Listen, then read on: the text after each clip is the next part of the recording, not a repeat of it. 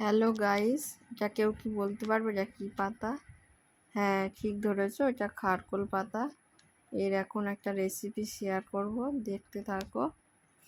প্রথমে কড়াই একটু জল দিয়ে পাতাটা দিয়ে একটু ভাবিয়ে নিতে হবে, একটু লেবুর রস, একটু নুন দিয়ে ভালো করে সিদ্ধ করে নিতে হবে, নাড়িয়ে চাড়িয়ে। না সিদ্ধ করলে তখন গালটা কিটাবে, তখন খেতে ভালো লাগবে না। সিদ্ধ করে নিলে গাল কিটাবে না। ভালো করে সিদ্ধ করে নিয়ে জল ঝাড়তে দিয়েছি। কড়াতে তেল গরম করে শুকনো লঙ্কা ভালো করে নাড়িয়ে চাড়িয়ে ভেজে নিতে হবে।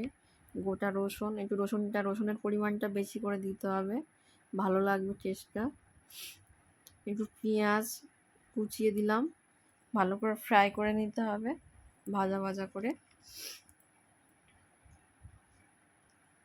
অলমোস্ট ভাজা কমপ্লিট হয়ে গেছে, এটা তুলে নিতে হবে।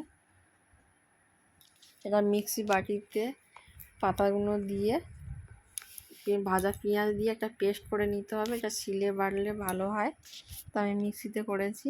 কড়াতে তেল গরম করে কালো জিরে ভালো করে একটু লাল করে ভেজে নিতে হবে, ফ্লেভারটা আসলে